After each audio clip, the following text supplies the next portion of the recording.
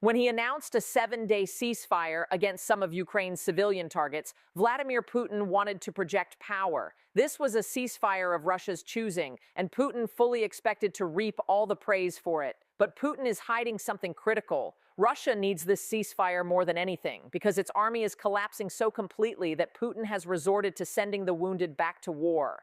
And when we say the wounded, we don't mean soldiers with minor injuries from which they're still recovering. We're talking about soldiers so severely injured that they can't possibly serve any purpose other than being used as cannon fodder for Russia to throw against Ukraine's defenses. We're talking about amputees being sent back into Ukraine after losing arms or legs. And these unfortunate soldiers are being given no prosthetics, no support, no hope. This is desperation on the Kremlin's part, a chilling testament to Putin's callous nature and how desperately Russia's leader needs to get warm bodies, no matter their condition, to Ukraine, simply so he can project a power that he no longer truly possesses. But we'll get to all of that later in the video. On the amputee front, United 24 media reported on January 30th that several Russian soldiers have come forward to share their harrowing stories of what serving in Putin's military truly means. One of them, known only as Private Starov, is a former prisoner who took the opportunity to head to Ukraine in 2024.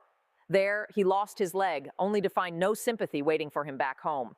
Starov was patched up as best a Russian hospital could manage before being given his new chilling orders. Go back to Ukraine. We've already paid our dues in blood, so what now? Are we supposed to die? Starov raged in a video explaining what had happened to him. The simple, brutal answer to that question, it seems, is yes. Soldiers like Starov are, tragically, meant to die. And this angry survivor is far from the only amputee whom Putin has sent back into the firing line after they gave almost everything to his ill-fated invasion. United 24 media reports that many of Russia's amputee soldiers were part of the 126th Motorized Rifle Regiment, and they were given their orders by a colonel named Konstantinovich Mikievich. A callous colonel, perhaps, following orders from a brutal leader, but still a colonel who seemed all too happy to send amputees back onto the front lines without prosthetics, as Starov reveals. They were supposed to issue me with a prosthetic, but no one cares, the former prisoner claimed. And that criminal status may have influenced Mikievich's decision. According to Starov, the colonel explicitly claimed that Russian soldiers who were convicts should all die, every last one. For those convict soldiers, fighting in Ukraine initially appeared to be an escape from Russia's brutal prisons. Now, as we'll explore later in the video, those same prisons may paradoxically become the main escape for Russia's unwilling soldiers from quick deaths in Ukraine. For those who have been following Putin's shocking treatment of Russia's soldiers in Ukraine, Starov's revelation won't be a surprise. The Russian private is far from the first to have come forward with stories of being sent to the front lines when they are in no condition to fight. There have been others, with some stories dating back over a year.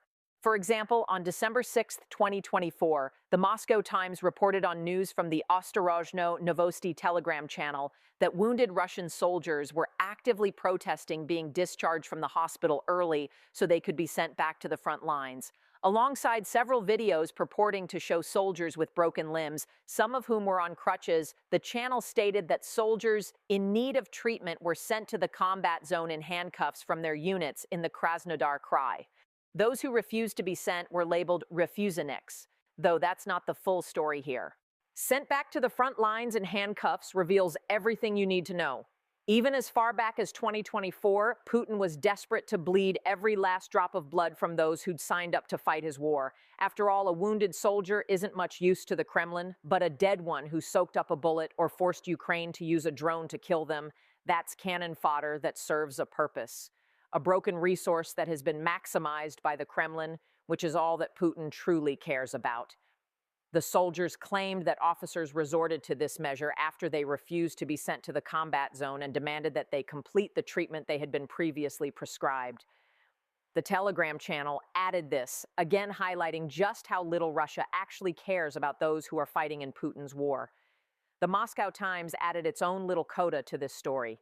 Russian officials claimed that almost 98% of the country's wounded soldiers returned to combat. The Kremlin likely shared that statistic because it wanted to convince the world that the wounded soldiers were only lightly damaged by Ukraine's defenses and that they always came back ready to fight. Amputees and those with broken bones being sent back to the front says otherwise. How many of the 98% who returned were actually ready or willing to fight? Russia will never reveal the answer to that chilling question. There's a lot more where this came from. So if you're finding value in the military show, remember to subscribe for future videos that cover more shocking revelations about the Russian army. And trust us, there is a lot more to this story. In January 2025, CNN shared a video that went a lot further than those provided by Ostorozhno Novosti, where the Telegram channel showcased Russian soldiers who were on the verge of being handcuffed and sent back to fight. CNN's video demonstrated that everything the channel said was true. It showed Russian soldiers hobbling along the battlefield on crutches, seemingly in a slow, agonizing march toward assaults that they should never be a part of.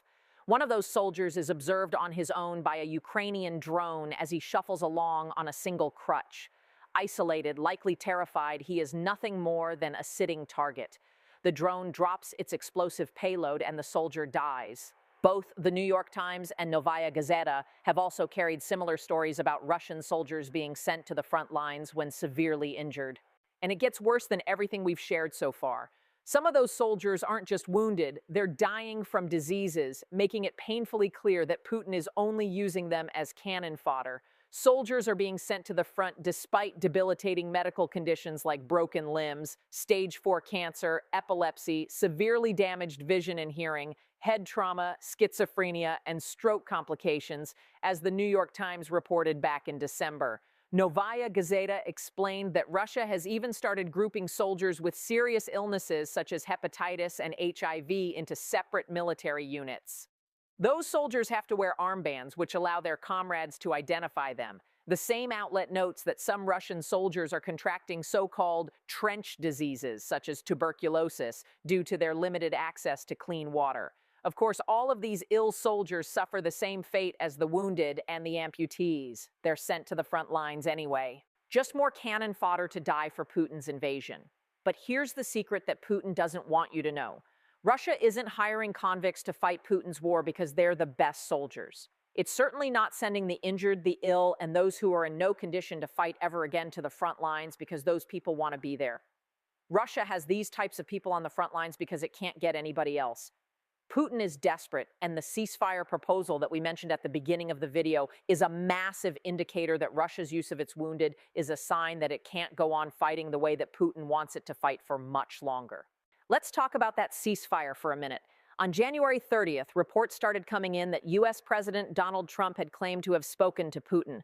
Trump reportedly extracted a promise from Putin. Russia would cease its attack on Kyiv and other Ukrainian settlements for 7 days as Ukraine's people struggle with a lack of heating and electricity caused by Russia's constant strikes against the country's energy infrastructure. I personally asked President Putin not to fire into Kyiv and various towns for a week, and he agreed to do that, Trump declared. This is no act of charity by Putin, and it's certainly not an act of compassion. What Putin truly wants to achieve with this ceasefire, according to His Holiness Bretton Gordon in a January 30th piece for The Telegraph, is the pulling of the wool over Trump's eyes. Putin wants the praise for his merciful move, despite having spent the entire winter ordering the bombardment of Ukraine's energy infrastructure to the point that hundreds of thousands of Ukrainians have been left without heat as temperatures plummet to 15 degrees Celsius, just 5 recouts. Putin wants to give the impression that Russia is winning, that Russia can afford to stop its attacks because the fall of Ukraine is inevitable. However, Bretton Gordon asserts that this ceasefire is yet more of Putin's theatrics. This is not the gesture of a confident commander. It's the maneuver of a leader whose army is close to breaking. Bretton Gordon says that using wounded troops as cannon fodder starkly reveals just how close Russia is to that breaking point. Furthermore, even the basic math tells us that Russia's military can't keep up with Putin's war for much longer. Bretton Gordon states that Russia has suffered over 1.5 million casualties in Ukraine. While the number is debatable, Ukraine itself says that Russia has suffered a little over 1.24 million casualties, which is still an astonishing number for 4 years of fighting. The underlying trend is undeniable. Over the past 2 years, Russia has seized just over 1% of Ukrainian territory at the cost of more than 500,000 casualties and continues to lose around 1,000 men a day. Since early 2024, Russian forces have advanced between 15 and 70 meters per day, a damning indictment of their tactics and leadership. Bretton Gordon writes, "These are paltry gains in return for massive losses, and the injured are now being used as what Bretton Gordon dubs bullet catchers. Not solely because Putin doesn't care about them, he doesn't, and we'll dig into that in a moment. But Russia is sending its wounded and ill because it has nobody else to send." The Russian military has lost much of its combat power, as actual soldiers and reservists have died in Ukraine. All that Putin has now are new recruits who barely know which way around their rifles go. And with that situation, sending the sick and injured is as good as sending able-bodied soldiers. They're all going to die anyway. The Kremlin has no answers for the brilliant defense that Ukraine is mounting. That's why Putin has called for a 7-day ceasefire. A move that is supposed to project power does anything but. Russia's president is trying to get a reward for his mercy. Putin wants to score points with Trump in the hope the U.S. will once again push Ukraine to cede territory. Russia isn't going to win that territory, not anytime soon at least. Bretton Gordon says that some analysts estimate that it will take another 1 million casualties and 4 more years of fighting to capture the various regions of Ukraine that Putin is demanding Ukrainian President Vladimir Zelensky cede.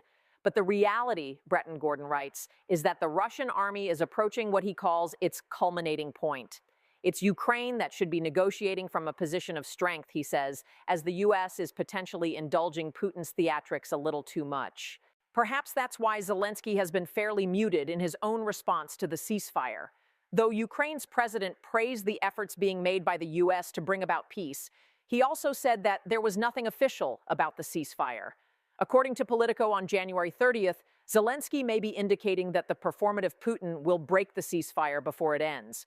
But Putin may already be happy with the points he feels that he scored as Russia approaches its breaking point. What we have here is a president who has complete disregard for his own people, which is why casualties on the scale we've seen have been allowed to happen in the first place, along with the sending of the sick and injured to the front lines. Russia's people may even have a chance to end the war that Putin started, especially as the specter of mobilization is looming over them due to Putin's desperation. Stick with us to the end of the video and we'll explain why. As Putin tries to point score, it's not just the ruined soldiers that he's sending back into the fight who are suffering. Even though both have come down somewhat during the past year, inflation and interest rates are crippling for the average Russian.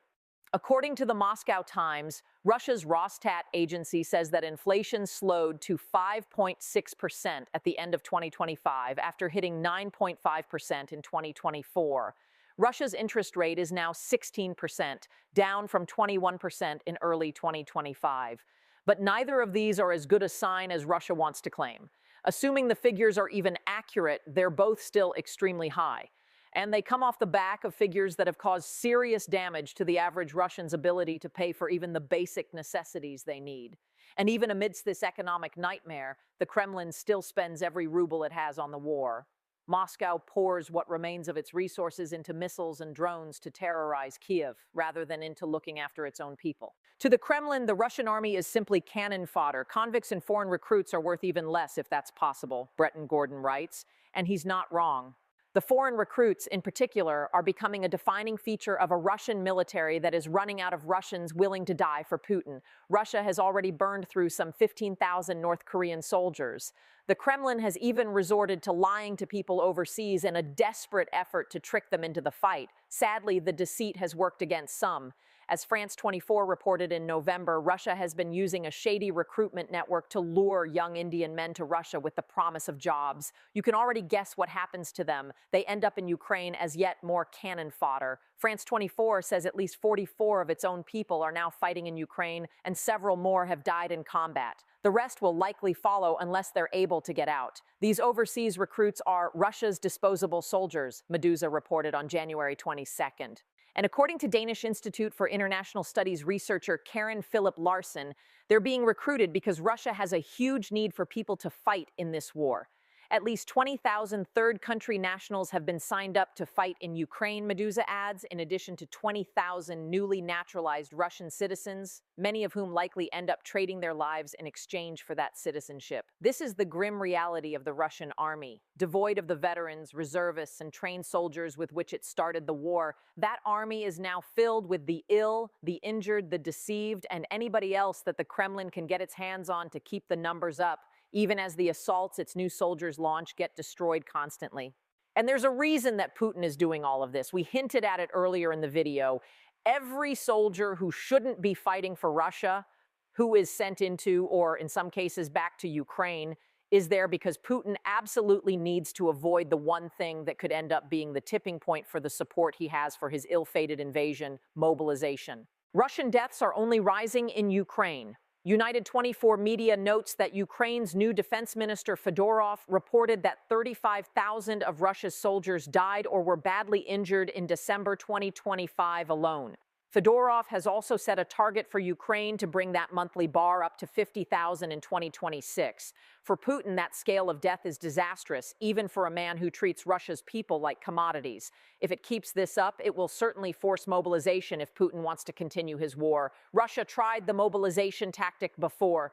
In September 2022, Putin partially mobilized, only to see a mass exodus of Russian citizens and an upswell in public discontent. These were warning shots from Putin's public. Mobilize again, especially to the scale that Russia now needs to rebuild anything even resembling a competent army, and discontent may evolve into rebellion. Putin's political standing is already shaky enough. He doesn't need to anger the Russian public more when they're dealing with the double blow of economic issues and their relatives dying in Ukraine in massive numbers. But the prospect of mobilization also represents an opportunity for Ukraine. Earlier, we touched on how Putin has relied heavily on presenting fighting in Ukraine as a more attractive prospect than serving prison sentences to Russia's convicts. The opportunity, United 24 media says, is that if Putin is forced to mobilize, the situation is now different. Prison now looks like a better prospect than Ukraine. Russians could now look at Putin's desire to send them into the meat grinder of the Ukraine war and instead deliver a two-letter response: no. Russia does hand out harsh prison sentences for those who refuse to serve after being conscripted. The outlet points out that around 17,000 to 18,000 Russian soldiers have been given 10-year prison sentences after going AWOL from their units. Those who say no before they go to Ukraine get sentences too, though they appear to be in the 2-year region. And even then, many of Russia's regional courts impose fines on those who refuse service rather than prison sentences. One man whom United 24 media dubs Kirill has only paid the equivalent of $245 for refusing to serve after 4 or 5 hearings. These aren't terrible punishments. They're much better than being executed on the combat lines for refusing to charge or being sent into battle with missing limbs or a serious illness. A few hundred lost or a couple of years spent in prison, even in a system as brutal as Russia's, is far preferable than fighting and dying in Ukraine. Perhaps that could be the impetus for the cannon fodder state that Putin is trying to create to push back against its president. Just say no. Mobilization would be dead in the water, as not even Putin can get away with imprisoning hundreds of thousands of Russians whom he would have to punish for refusing to fight. That would leave an already struggling Russia without the manpower resources that Putin needs to continue his war. After all, there are only so many amputees that Russia can send into the fight before that well runs dry. Speaking of resources, Russia is quickly discovering that it can't make use of the one resource keeping the Kremlin's war chest filled anywhere near as well as it once did. Russian oil isn't selling as it used to, and the U.S. is the reason why. Find out how the U.S. has cut off what Russia needs to keep waging its war without firing a single shot in our video. And if you enjoyed this video, remember to subscribe to the Military Show for more coverage of the latest developments in the Ukraine war. And thank you, as always, for watching.